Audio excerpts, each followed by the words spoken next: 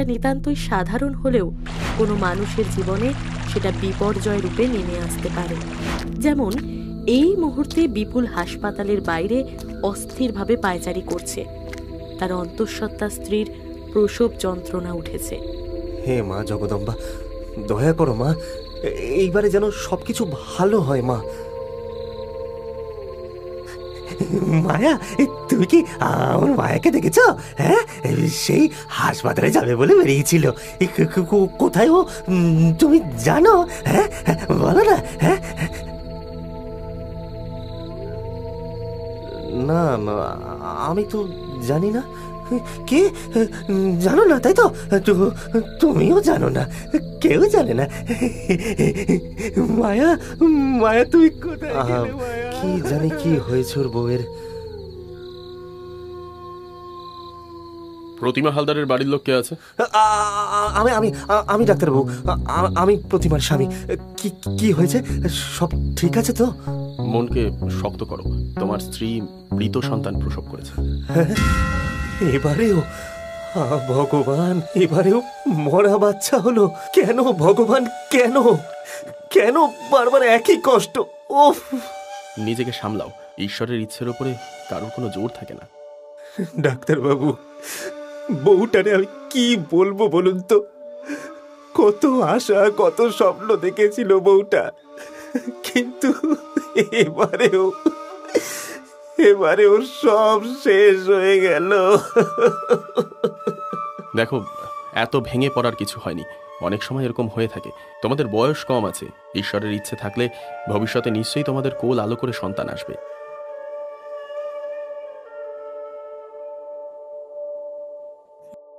আরও একবার নিজের সন্তান হারিয়ে প্রতিমা যেন বড়ই ভেঙে পড়েছে। সে উদাস হয়ে জানালার ধারে দাঁড়িয়েছিল। বিপুল ঘরে ঢুকে বলল, কি গো, শুনছো? আরে আজকে যে দোল, সকলে রং খেলছে, আনন্দ করছে, আর তুমি এখানে একা একা দাঁড়িয়ে রয়েছো। চলো চলো আমার সাথে। আমার আর এসব ভালো লাগে না গো, তুমি যাও। তুমি এমন মন খারাপ করে থাকলে আমি কি নিয়ে থাকবো বলো তো বউ? এত ভেঙে পড়ো না তুমি। তবে আমি কি করব বলো? হ্যাঁ, তুমি বলে দাও। তিনবার পেটে ধরেও মা হতে পারলাম না। কোন দোষে আমি এমন শাস্তি পেলাম বলো? এসবই আমাদের পোড়া কপাল বউ, নইলে বারবার এমন জিনিস হয় বলো তো? কি জানি আমাদের উপরে কার কুনজর পড়েছে। তার কুনজর, যাকে আমি দেখেছি এই ঘরে, এই বিছানার পাশে, আমার মাথার কাছে। কি? তার মানে কাকে দেখেছো তুমি? কি বলছো বউ? আমি যে কিছুই বুঝতে পারছি না। আমি জানি না গো, কিন্তু যখনই আমি গর্ভবতী হই কেউ যেন আমার শিহরে দাঁড়িয়ে থাকে। একটা কালো ছায়া ঘুমের মধ্যে আমি যেন তার নিঃশ্বাস শুনতে পাই। আচ্ছা আচ্ছা আচ্ছা, আমার কথাটা শোনো। এইসব তোমার মনের ভুল বউ, হয়তো তুমি কোনো খারাপ স্বপ্ন দেখেছো। না গো না, এটা স্বপ্ন নয়, এটা সত্যি। আর আমার কি মনে হয় জানো, ওই কালো ছায়া ওই আমার সন্তানকে বাঁচতে দিচ্ছে না ও আমায়। আচ্ছা আচ্ছা আচ্ছা, শান্ত হও বউ, শান্ত হও। দেখো, ডাক্তারবাবু বলেছেন আমরা নিশ্চয়ই বাবা মা হতে পারবো। তুমি কেবল মন দিয়ে ভগবানকে ডাকো, দেখবে সব ঠিক হয়ে যাবে। বিপুলের কথাই সত্যি হলো। কিছুদিন যেতে না যেতেই প্রতিমা আবার গর্ভবতী হলো। বিপুল তাকে এবার আরও বেশি যত্নে রাখলো। ধীরে ধীরে প্রসবের সময় যত এগিয়ে আসতে থাকলো, প্রতিমা যেন চিন্তান্বিত হয়ে পড়তে থাকলো। একদিন সে ঘুমিয়েছিল, হঠাৎ দেখলো ঘরে যেন কারোর নুপুরের শব্দ। একটা কালো ছায়া মূর্তি ধীরে ধীরে প্রতিমার খুব কাছে এসে দাঁড়ালো। কে ওখানে? কে? আরে আরে কি হয়েছে?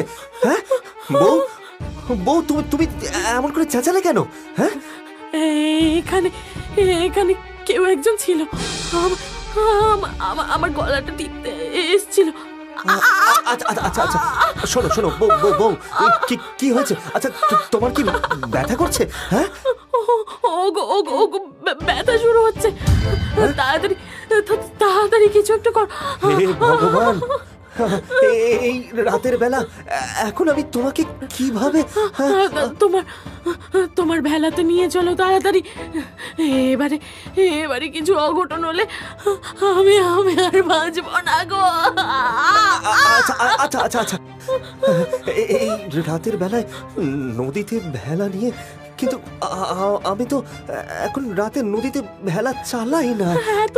এত কি ভাবছো? তাড়াতাড়ি কিছু একটা করো। ও না না না না না, এখন এসব ভাবলে চলবে না। আমি এক্ষুনি আমার ভেলাটা নিয়ে আসছি। কিচ্ছু হবে না বউ, আমি আমি আমি তোমাকে কিচ্ছু হতে দেব না। তুমি একটু শান্ত হও। মা, কি যন্ত্রণা! আমি যার পারছি না। তাড়াতাড়ি চলো, তাড়াতাড়ি চলো। আর একটু কষ্ট করো বউ, আর একটু। নদীতে জোয়ার এসেছে তো, আমি তাড়াতাড়ি ভেলা পাইছি। আমি এক্ষুনি নিয়ে যাচ্ছি। বিপুলের মুখের কথা শেষ হয় না, তার আগেই যেন এক চরম বিপদ ঘটে যায়। মাঝ নদী থেকে একটা ঘূর্ণিঝড় উঠে আসে। ঘূর্ণিঝড়ের দাপটে চারিদিকের জলে উথাল পাতাল শুরু হয়ে যায়। বিপুল আর প্রতিমা ভয়ে আতঙ্কে চিৎকার করতে থাকে। বউ, ভেলাটা শক্ত করে ধরে থাকো।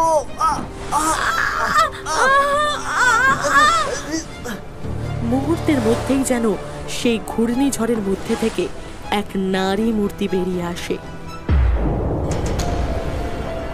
সে বিপুলের গলা ধরে তাকে জলের মধ্যে চুবিয়ে দেয় আর হুঙ্কার ছেড়ে বলে, আমার জীবন তুই শেষ করে সুখে সংসার করবি? কখনোই হবে না, কখনো না। বাঁচাও, আমাকে ক্ষমা করে দাও। ছেড়ে দাও, আগে ছেড়ে দাও। ক্ষমা অন্যায়ের হয়, পাপের কেবল শাস্তি হয়, শাস্তি। আর আমার জীবন, আমার সংসার শেষ করে দেওয়ার শাস্তি আজকে তুই পাবি।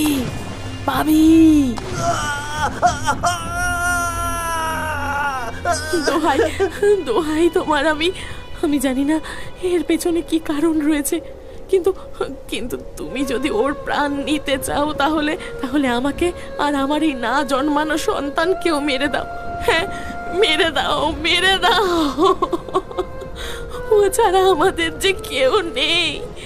যদি ওর কিছু হয়ে যায়, আমরা যে না খেতে পেয়ে মরে যাব। তুমি বরং আমাদেরকেও শেষ করে দাও। প্রতিমা ডুকরে কেঁদে ওঠে আর সঙ্গে সঙ্গে নদীতে ঝাঁপিয়ে পড়ে। কিন্তু সেই ঘূর্ণিঝড় যেন হঠাৎই শান্ত হয়ে যায় আর সেই ছায়ামূর্তি কিছুক্ষণ স্তব্ধ হয়ে যায়। পরক্ষণেই বিপুল আর প্রতিমা বুঝতে পারে কোনো অজ্ঞাত শক্তি তাদেরকে নদীর পাড়ে তুলে দিল। তারা দুজনে পরস্পরের দিকে তাকায় এবং কিছুক্ষণের মধ্যেই বিপুল প্রতিমাকে নিয়ে হাসপাতালে পৌঁছে যায়। ডাক্তারবাবু, কি হয়েছে বলুন না। এবারে সব ঠিক আছে তো? হ্যাঁ, সব ঠিক আছে বিপুল, সব ঠিক আছে। তোমার স্ত্রী এক ফুটফুটে মেয়েকে জন্ম দিয়েছে। তোমার ঘরে লক্ষ্মী এসেছে, লক্ষ্মী। আপনি কি বললেন ডাক্তারবাবু? ঈশ্বর, তুমি আছো। এতদিন পরে তুমি মুখ তুলে চেয়েছো। যাও গিয়ে মেয়েকে দেখো। যাও। আর স্ত্রী আর মেয়ে একদম সুস্থ রয়েছে তোমার। যাও। বউ, এতদিনে আমাদের স্বপ্ন সত্যি হয়েছে। দেখো আমাদের বাচ্চা, আমাদের মেয়ে। খবরদার ওকে ছোঁবে না, তুমি দূরে সরে যাও। বউ, এটা কি বলছো তুমি? আজকে এত বছর পরে, এত কষ্টের পরে আমাদের সুখের দিন এসেছে, আর তুমি আমাকে আমার মেয়ের থেকে দূরে যেতে বলছো? হ্যাঁ বলছি, কারণ তুমি পাপী, তুমি অপরাধী। তুমি কি ভেবেছো বাচ্চা হওয়ার আনন্দে আমি নদীতে কি হয়েছে সব ভুলে যাব? বউ, তুমি এমন ভাবে আমাকে বলতে পারলে? হ্যাঁ পারলাম, কারণ তোমার বউ হওয়ার আগে আমি একজন মানুষ। এতদিন ধরে আমি তোমাকে জিজ্ঞেস করেছি কিসের জন্য আমাদের এমন দুর্দশা হচ্ছে, কিন্তু তুমি কিচ্ছু বলনি। বউ, বউ বিশ্বাস করো, আমি না ভাবিনি এই কারণে আমাদের বাচ্চা বারবার মারা যাচ্ছিল। আমি বুঝিনি যে এত বছর পর। সময় পেরিয়ে গেলেই অন্যায় ক্ষমা হয়ে যায় না।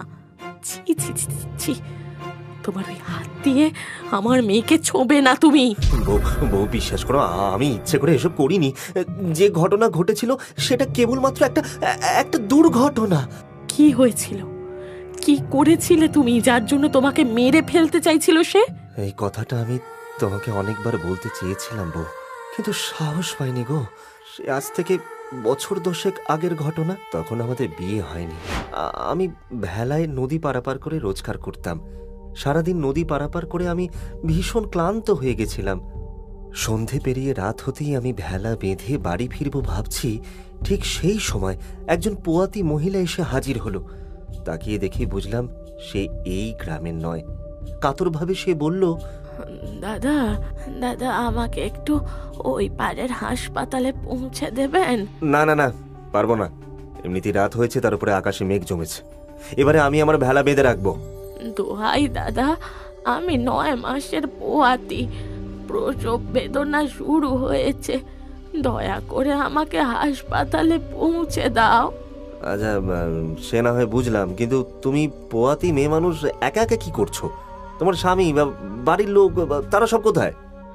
আসছে, আমার স্বামী আসছে দাদা, ও অন্য গ্রামে কাজ করে।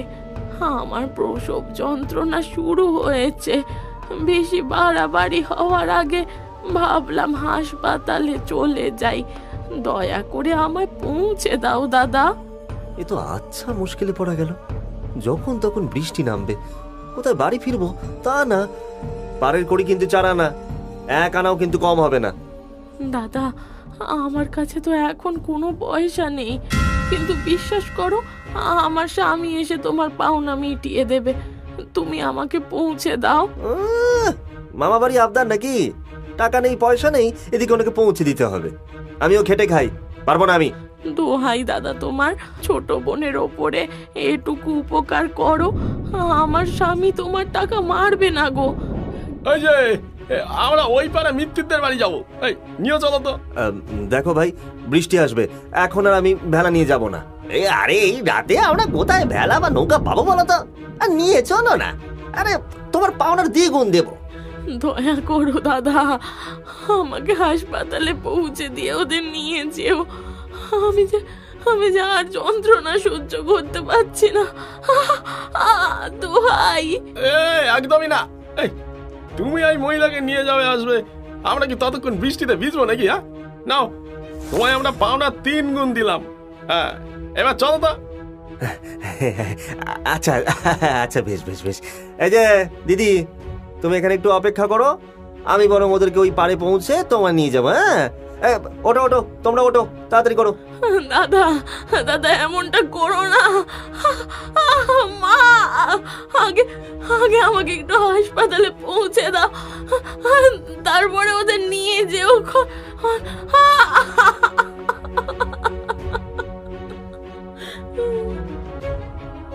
লোকগুলোকে নদীর অপর পাড়ে পৌঁছে দিয়ে যখন আমি ভেলা নিয়ে ফিরছি, তখনও বৃষ্টি হয়ে চলেছে। এক নাগারে বৃষ্টির শব্দে চারিদিক ভরে উঠেছে। আমি ভেবেছিলাম এবার ওই মহিলাকে হাসপাতালে পৌঁছে দেব, কিন্তু পাড়ে আসতেই চমকে উঠলাম। দেখলাম ওই মহিলা পড়ে আছে, তার শরীর রক্তে ভেসে যাচ্ছে। আমি ছুটে গিয়ে ডাকলাম, দিদি দিদি। হ্যাঁ, এ কি? এ যে মরে গেছে! হায় হায় হায়, এই তো মরে গেছে! হায় হায় হায় হায় হায়! এই ভগবান, ব্যথায় আর বৃষ্টির মধ্যে বউটা যে মরেই গেছে। এবারে কি হবে? গ্রামের লোক এলে তো আমার উপরে সন্দেহ করবে। না না না, তাহলে তো সর্বনাশ হয়ে যাবে। না না, আমাকে এটা করতেই হবে। হ্যাঁ, এটাই একমাত্র উপায়। আমি এই মহিলাকে নদীর জলে ভাসিয়ে দিই। যদি পরে ভেসে ওঠে, লোকে ভাববে নদীতে ডুবে মরেছে। এটাই ঠিক হবে। এরপরে সেই মহিলাকে আমি নদীর জলে ভাসিয়ে দিই। তারপর থেকে রাতের বেলা আর কখনো নদীর কাছে যাইনি। বিশ্বাস করো, আমি এরকমটা চাইনি, কিন্তু টাকার লোভে আমি ভুল করে ফেলেছি। এটাকে ভুল বলে না, এটাকে পাপ বলে, পাপ। তুমি সামান্য কয়েকটা টাকার জন্য একজন অসহায় মেয়েকে মরার জন্য ফেলে রেখে চলে গেলে।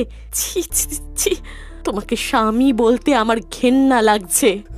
বউ, আমি আমি সব সহ্য করতে পারি, কিন্তু কিন্তু তোমার ঘেন্না সহ্য করতে পারবো না। তোমার তোমার যা শাস্তি দেবার দাও, কিন্তু কিন্তু আমাকে দূরে ঠেলে দিও না বউ। শাস্তি? শাস্তি তো আমার অজন্মা বাচ্চাগুলো পেয়েছে। ওদের তো কোনো দোষ ছিল না, কিন্তু তোমার পাপের জন্য আমার বাচ্চাগুলো। বউ বউ, আমি ইচ্ছা করে এগুলো করিনি, আমি ইচ্ছা করে করিনি। তুমি তুমি আমাকে বিশ্বাস করো। তোমাকে বিশ্বাস করা আর হয়তো এই জন্মে হবে না। ভাবতো অবাক লাগে, আমি এতদিন কার সাথে সংসার করলাম। যদি পারতাম সত্যি আমার মেয়েকে নিয়ে আমি চলে যেতাম। না না না না, অমন কথা বলো না বউ। তোমরা ছাড়া আমার আর কে আছে বলো তো? শোনো না, চলো না, আমরা নতুন করে জীবনটা আবার শুরু করি। আর যার জীবনটা ছন্নছাড়া হয়ে গেল, তাকে কি করে ভুলবো বলতে পারো? আমি আমি তার কাছে যেতে চাই, ওর সাথে কথা বলতে চাই। বেশ, তুমি যখন বলছো তাই হবে। পরদিন সন্ধে পেরিয়ে রাত নামতেই বিপুল প্রতিমা আর ছোট মেয়েকে নিয়ে ভেলায় করে হাসপাতাল থেকে বাড়ির পথে রওনা দিল। ভেলা তখন মাঝ নদীতে পৌঁছেছে।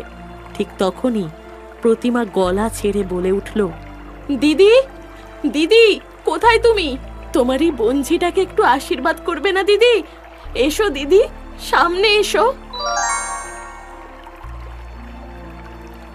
তুই তুই আমায় দিদি বলে ডাকলি?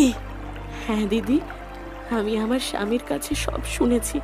ও যা করেছে তার কোনো ক্ষমা হয় না। বিশ্বাস করো, যদি আমার উপায় থাকতো আমি এই মেয়েটাকে নিয়ে দূরে চলে যেতাম, কিন্তু আমিও যে বড় অসহায়, বাপ মা মরা মেয়ে। কোথায় যাব, কি করব? না বোন, নিজের হাতে সংসার ভাঙিস না। আমি নিজের স্বামী, সন্তান, সংসার সব হারিয়েছি, তাই এর কষ্ট বুঝি। দিদি, তোমার কাছে ক্ষমা চাওয়ার মুখ আমার নেই, কিন্তু যদি পারো তো তোমার এই বঞ্চিকে একটু আশীর্বাদ করো। তোমার জন্যই ও জীবন পেয়েছে। সব কিছু আমার জন্য হয়েছে। আমি বুঝিনি, সত্যি বুঝিনি যে সেদিন অমন হবে।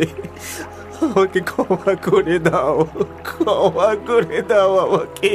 দিদি, তুমি যা হারিয়েছো তা তো ফিরিয়ে দিতে পারবো না, কিন্তু আমরা তোমাকে এই যন্ত্রণা থেকে মুক্তি দিতে পারি দিদি, যাতে তুমি শান্তি পাও। হ্যাঁ, আমার মুক্তি চাই বোন। এত বছর ধরে এইভাবে থাকতে বড় কষ্ট হয় আমার।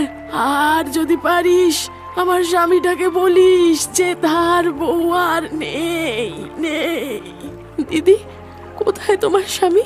আজকে 10 বছর ধরে সে আমায় খুঁজে বেড়াচ্ছে। সে ভেবেছিল আমি হাসপাতালে গেছি, তারপর থেকে পথে ঘাটে ঘুরে ঘুরে লোকটা পাগল হয়ে গেছে। তাকে জানিয়ে দিস, আমি চাই সে যেন ভালো থাকে, সুখে থাকে। বলবো দিদি, নিশ্চয়ই বলবো। তোমার এই দয়া, এই করুণা কোনো দিন আমি ভুলবো না দিদি। আমি জানি তোমার স্বামী কোথায় আছে, তার আর কোনো কষ্ট হবে না দিদি। স্বামী সংসার নিয়ে সুখে থাকিস বোন। আজ থেকে তোর এই মেয়ের মধ্যে দিয়েই আমি বেঁচে থাকবো। ওকে আশীর্বাদ করে আমি ওর নাম দিলাম মায়া। এরপরেই ছায়ামূর্তি ধীরে ধীরে উধাও হয়ে যায়। প্রতিমা আর বিপুল মায়ার স্বামীকে খুঁজে বের করে তাকে সবটা জানায় ও তাকে নিজেদের কাছেই এনে রাখে।